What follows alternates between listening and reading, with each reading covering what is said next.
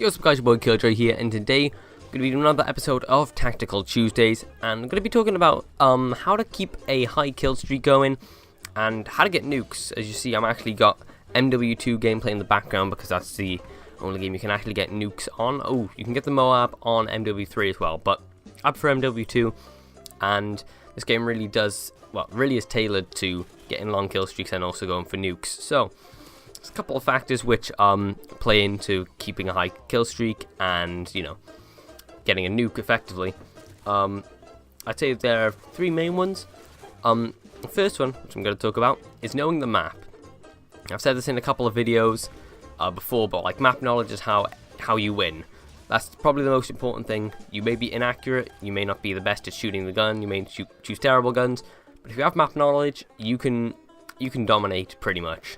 So when you're going for nukes, as you'll hopefully see in this gameplay, try and stick to the outskirts of the map. If it's a fairly big map, like on MW2 you got Wasteland or Derail, Afghan maybe even, like the outsides of the map are where you want to go.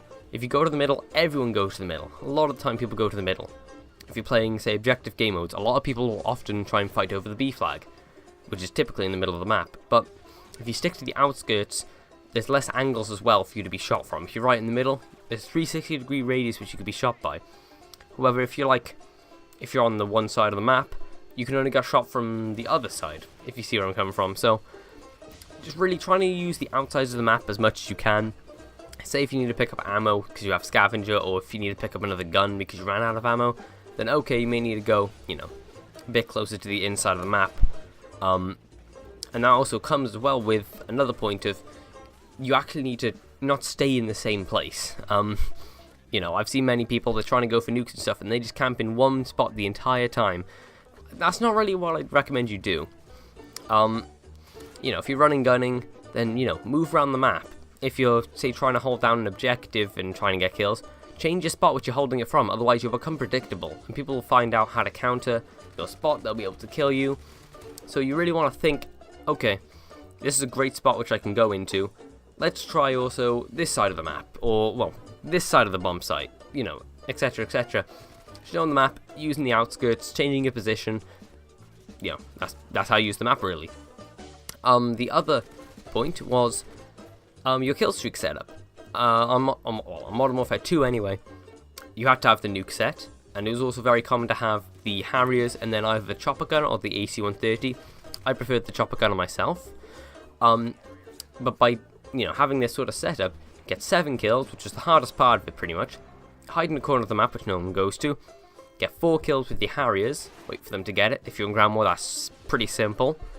And then you get your chopper gunner, you only have to get 14 kills in your chopper gunner, and then you have your nuke. And even if you don't get 14 kills, say if you get 10, you just need 4, maybe a Harrier's picked up 1 whilst you're in the chopper as well, or, you know, you can go back into the spot which you started off getting the kills from, and get even more kills. So a lot of the score streaks, or kill streaks, really do help. If you don't have the right one set up, then you're not going to be able to get the kill streak for one, and it'll just make your job a whole lot easier. So much more easier if you know, as I said, on MW2, you have Harriers and then chopper gunner or AC-130. This can also work in Black Ops 2 if you want to have a high kill streak. You know, use like a support one like a UAV to start with, then maybe a stealth chopper, then maybe an orbital VSAT, and you can just keep cycling through that and keep getting those high kills, low deaths. So then the final topic I'm going to talk about, no, the final impact factor would have to be the weapons and the class you use, pretty much. If you have a, well, I don't know, a really inaccurate gun and you're trying to, you know, camp in a spot from, you know, a distance, it's not going to work out for you. However, if you're using, like, I don't know, say for example WA-2000 and you're running gunning, that's not going to work either. This one's more like just common sense, but also using silencers on weapons like the UMP and MW2 or the AN-94 MSMC maybe in Black Ops 2.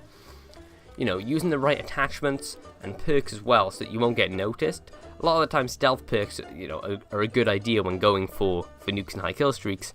But also damage perks, like stopping power in MW2. You know, just making sure you get the right setup for the type of gameplay you're trying to do. you don't have a quick scoping class, say, if you're, you know, trying to get a nuke, you may choose to use a sniping class, but certain classes will be better on certain maps and with certain goals that you're trying to achieve, you know, kills wise, kill streak wise, etc. So hopefully you enjoyed that video. I don't know what gameplay I'll have in the background. Probably, you know, me trying to, you know, employ these strategies. May even have a nuke. I really don't know. But hopefully you guys enjoyed. If you did, please remember to leave a like, comment down below as always, and subscribe for more daily content. I've been vKilljoyy, and I'm out, guys. Peace.